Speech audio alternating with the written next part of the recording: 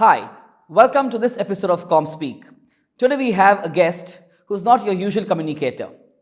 We have with us Mr. Ishteyaque Amjad. Ishteyaque is the Vice President of Public Affairs, Communications and Sustainability at Coca-Cola India and Southwest Asia. Welcome Ishteyaque and thanks for joining us for this conversation. Thank you, Amith. My pleasure. You are a different kind of communicator. You're a different kind of professional. You began your career by spending 6 years in the Indian Army and moved on from there as a captain. Tell us about that story. How did you get into the army and why did you only spend 6 years and not longer? So it's interesting because I didn't come from an army background. My family is a pure civilian family. I just landed up there because it inspired me to get there. And once I was there, I was with the Armored Corps, which is supposed to be a flamboyant, good part of the armed forces with the tanks and lovely life. But at the same time, I was going through a bit of a personal crisis. My mother wasn't keeping well. My father was not keeping well. And I have an older brother who met with an accident. So all of this kind of, jumbled up the entire scenario. And I thought it's better for me to quit rather than not doing my job well. Because army is a very different level of commitment. You're out of your home, you're doing stuff which is not the usual thing. So it was a very, very conscious family decision for me to quit. So you did your bachelor's in economics from the Aligarh Muslim University. And then what made you join the IMA? So as I said, it was at some point in time, I had a very unfulfilled dream of becoming a pilot as a child. And I actually went for the Air Force. But as I went through the process, I realized that my eyes were not suitable enough to be in the Air Force. So I opted for the Army and then went through the IMA. After that, we spoke of this offline, you ran a startup for a little while and then got into the corporate world. You can choose to tell us about the startup or you can skip and tell us how you got into the corporate world. No, so when I came out, as I said, my brother was going through a bit of a tough time. So he had started a startup with a few people and I went and joined him. I figured out in about a couple of years' time, less than 2 years, in fact, about a year or so, that I'm not cut out for that. So I started looking for a job. And being an army officer, people would typically offer me jobs in security and administration. They thought I was not good for business or anything else. And I sort of resisted it for a while, but as destiny has its own sort of plan, I landed up in a job with Oriflame, which was a facility management and administration for all India. And I started the career there. After about a year or so, I realized that that's not what I wanted to do in my life. But you are hired to do some work and you are supposed to do that work. So I went to the MD there, who was a sweet guy at that point in time, and had a very honest conversation with him. It was actually very interesting because by then I had figured out how all of this would work. And I knew that because administration facility is a cost center, I would never have the respect that a business guy gets it. So I actually worked out on a plan with him saying that, look, I want to turn this cost center into a profit center. And I actually presented that plan to him, which was to him an eye-opener. He said, I never thought somebody can think like that. And he gave me 1 year. So he said, okay, if you can really implement all of this and you save money and you make money, I'll allow you to do something else if you want to do something else. And that around that time, they were just acquiring, there was a small manufacturing plant they had in Noida. They were acquiring that and they needed a little bit of a government relations work there with excise and all of those stuff. So I started to work into that. That was my first foray into a government relations job. And that's when SR had come out with a full page ad. Old days, the Times accent to this thing, when you have a full page ad of corporate affairs people, right from director to the manager corporate affairs were needed in Delhi office of SR Group. So I was applying for that role and I still remember that. It's a very interesting anecdote. So when I was applying for that, I actually applied for manager corporate affairs because I was a manager administration there. So my wife looks at me and she says, I think you can do better. Why don't you apply for the DGM role? So I said, okay, I applied for the DGM role. As luck would have it, they called me for an interview and the interview really went very well. So the guy sitting across the table who went on to become my boss, he said, have you applied for general manager or deputy general manager? So I said, sir, DGM. So they hired me as DGM. I came back home and I told my wife, I said, they were even asking me, did you apply for general manager? So that was my first time, professionally, many of us are very conservative about ourselves. So she actually told me, she said, you need to know your worth. And then you spent some time in SR. From SR to HCL. HCL. Tell us about that. Why did you change and what did you do at HCL, which was a hardcore corporate affairs job? HCL at that point in time was actually looking to set up the entire corporate affairs practice. So I had a conversation with the founders of HCL, Mr. Ajay Chaudhary. I also met Mr. Nadar and a couple of other folks. And it worked out very well. So I sort of, and that was a time when HCL Corporation was trying to look at both these works of HCL Infosystems as well as HCL Technology and combine the two in terms of external outreach, especially with the governments and policy. So I established that and started to lead that practice. And that's when Cargill happened. So I moved to Cargill. And that was a short stint. In fact, HCL was about a year and a half or so. Right. And then you spent some time in Cargill, India, and then overseas as well. Yes. Right? So I worked for Cargill in India for almost like 4.5 years or so, 4 years plus. And then I went to Singapore and did about 2.5 years or so. Right. And that's when Coke happened and I came back here. So a lot of our viewers are either communication professionals or young students aspiring to get into public affairs, public relations. For their sake, can you just explain the difference between corporate affairs and public affairs? Is there a difference? If there is none, why do people call it corporate affairs and public affairs? It's just the nomenclature. It's just the nomenclature. You see, the reason why it is... so if you really look at the corporate affairs as a practice, or we have a ministry here, which largely governs the corporate practices of the corporate world. Right. So there are a lot of people who actually align to that and call it corporate affairs. Public affairs is a lot about public advocacy, policy advocacy, and public relations, and a whole lot of these things combined. So you spent some time with Cargill in India and then Cargill in Singapore. And then there was a lot of hype and news that, Coca-Cola India is getting a new public affairs leader. And there was an incumbent then who was moving to a P&L role, about whom some of you would have seen on an episode prior to this as well. So tell us about how that move from Singapore to India happened again. So I was settling in Singapore with my 2 young boys and my wife, and I get a call from India with one of the headhunters.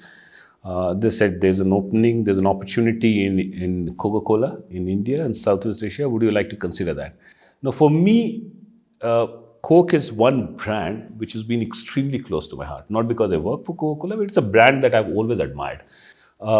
In Cargill, we used to service Coke because Coke was one of the customers. And I looked up to Coke as a customer and as a brand. So it was... I want to just tell the viewers, don't get confused because it's Army man is talking of Cargill. That's the different Cargill, that's the right. agro science company. Cargill, not Cargill. That's the food company, and the other Cargill is with K, right. which is where we fought the battle.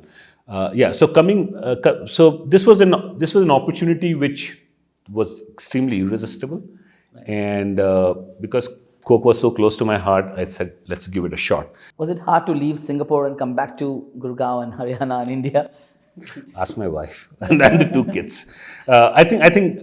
To be fair, it was hardest for my family, and I can't thank them enough that they always took the plunge for my sake. So you spent about 20 years now after the army in 5 corporate organizations, mostly in India, some bit in Singapore, and you've worked on multiple public affairs campaigns. Tell us 1 or 2 of those campaigns, either from your current job or from your previous job, that really stood out for you, those that are in the public domain you can talk about. You've introduced me as an unusual communicator, and I'm an unusual communicator, and I take a lot of pride in that. You'll be surprised, I've never ran any campaign. I don't take credit for any campaign that has ever happened for any organization. What I did in my entire life is to bring a lot of things together and connect the dots. For example, when I was in Cargill, we used to work on food security. Now, food security is a very vast subject. So what we did is we brought something under one umbrella. It's called Nourishing India. Because the purpose of Cargill at that point in time was to nourish the world.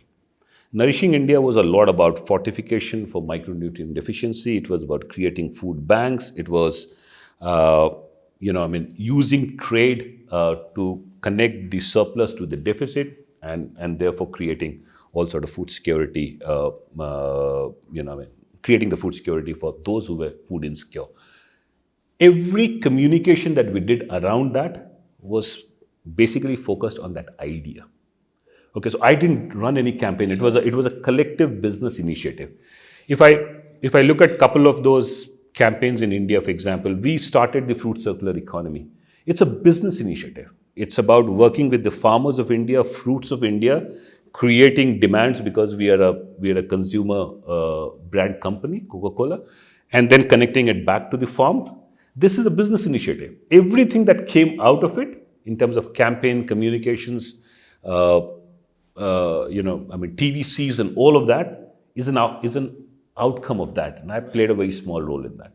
But 15, 18 years back, when you were not part of the Coke ecosystem, cola companies in India suffered with the whole pesticide issue, the water issue, which still comes on. But now there are new issues.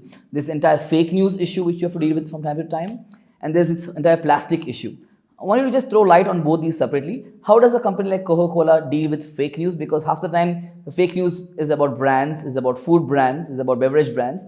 I know there are a lot of fake news items that float around the world on multiple brands. So how do you all deal with it when there's a fake news? It's actually very interesting. So I'll go step by step. Yeah. So you started with the pesticide.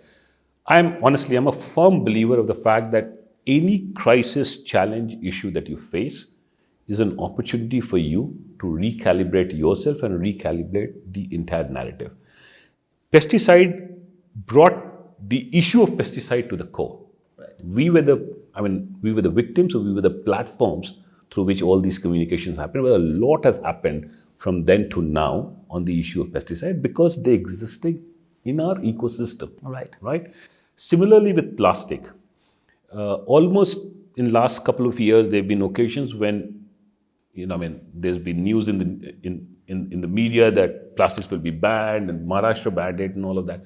What it did is brought the conversation of plastic at the center stage, which to my mind is a great opportunity because at the end of the day, whatever we say, we are all consumer and citizen of this planet. If plastic creates problem, it doesn't create problem for Coca-Cola, it creates problem for the entire planet, right? So whenever there's an issue, it gives us an opportunity to bring a whole lot of things together. Now, coming back to fake news, at the end of the day, I have always said this, why do we have fake news so prevalent in our society? It is basically because it caters to people's biases. If I receive 5 messages and my bias is on 2 of them, I will forward them because I believe that this is true.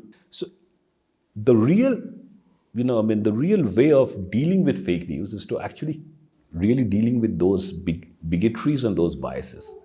And I'm using these 2 words very carefully, and it's nothing to do with just one ideology versus the other. It's about a lot of things. If I believe that anything which is a large corporate has to be bad, anything that is related to a corporate brands, I will forward that. If I believe that a certain section of people are not good, anything related to that, I will forward that. If we believe that there are certain kind of people who are not good, anything that related to that, I will forward that.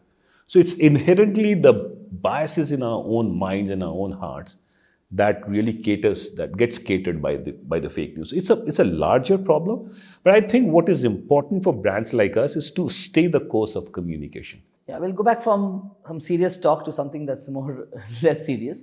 You referred to your wife and kids a couple of times. Tell us, what do you do as a family, as an individual, to unwind and take some time off from your crazy life at work? It's interesting. I'm a sports person, so I do play a little bit of sports with my children. What do you play? These days I'm playing tennis. I'm a good learner.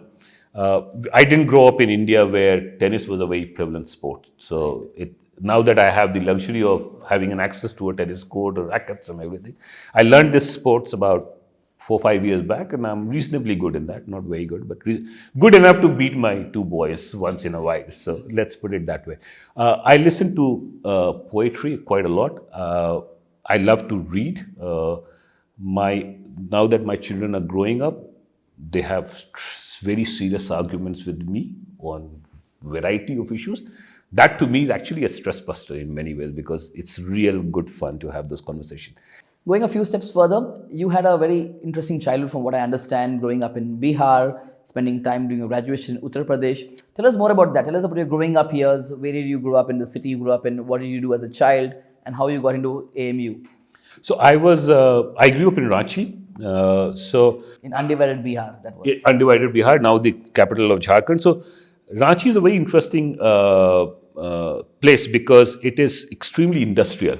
So my father was working for a public sector unit called Heavy Engineering Corporation. So we lived in a township.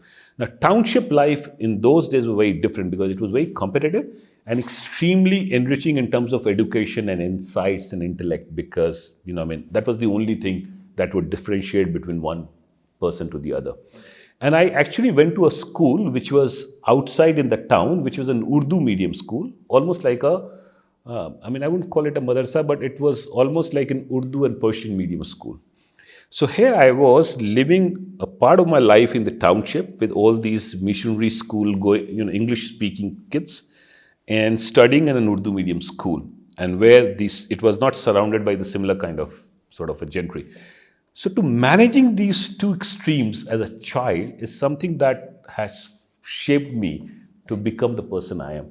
I have friends who went to AMU back in the 80s, 90s, and I think the university was then a very quiet place of learning. In the last few years, given all the politics that there is, it's become a lot of controversial in some ways or the other. So tell us about your days in the university. I think we lived in quieter days in general. Right. It is not specific to AMU or any place. Sure. I think we lived at a time when a lot of things were very quiet. It was politically very, very active and very conscious even in those days. We would have very serious debates around, say, Iran-Iraq war, okay? Or the work that's been done, the entire transition from GATT to WTO or stuff like that. So those kind of intellectual discussion and discourse were still there at that point in time. I think, pardon me for saying so, but for any vibrant democracies, universities should be a little controversial. They need to be a little controversial, because if they follow the same prescribed format of society, right, we are not producing good people. They must challenge you. They must ask you questions which are uncomfortable, and you should seek answers together. And I think we should encourage that. I have been an army officer, and I have a very strong view that none of us, honestly, should have a veto or a copyright on the ideas of nationalism or idea of what's right, what's wrong. We'll come back to the professional world. There are a lot of youngsters who want to get into public affairs, public relations, sustainability, communications. What's your advice for a youngster who's 21, 22, who wants to make a career in this field? What should he or she do differently? Probably it's the most unstructured job that you can get in a corporate world. Anything which is not owned by anybody is owned by us. The entire external world, the corporate reputation, the corporate branding, and a whole lot of other stuff. I think what's important and what really keeps me going in this profession is that you have to be a lifelong learner. Number two, trust me, no matter which organization, which brand, which company, which society you represent, humility never hurts. If you're intellectually humble, you can only grow more and more in your intellect. So Ishteyaque, you had a variety of bosses in the last 20 years of working. Tell us one or two of those bosses of yours who stood out for you, who mentored you, who guided you, from whom you learned much more than you had ever imagined learning from elsewhere. It takes me back to one of my favorite movies, 3 Idiots, I don't know if you remember, where Amir Khan says, "Ye gyan ka bhandar hai, har jagah gyan bant raha hai, jahan se lena hai le lo." For me, my bosses been like that. I look up to my bosses to learn from them, and each one of them have taught me something. Some bosses would have taught you what not to do. Some bosses teach you what to do. But at the end of the day, I think your bosses are as good as you are. And I think it's part of our professional obligations to really make our bosses get their best and do their best in their career. So that's the way I look at my bosses. I've been very fortunate, to be honest. Right. Right from my early days, I remember when I was commissioned in the Indian Army, I had a tall commandant who looked at me and he said, I was doing something, and he walks up to me and he says, "You know what, you're a very arrogant guy." So I said, "Sir, I don't think so. I do this, whatever."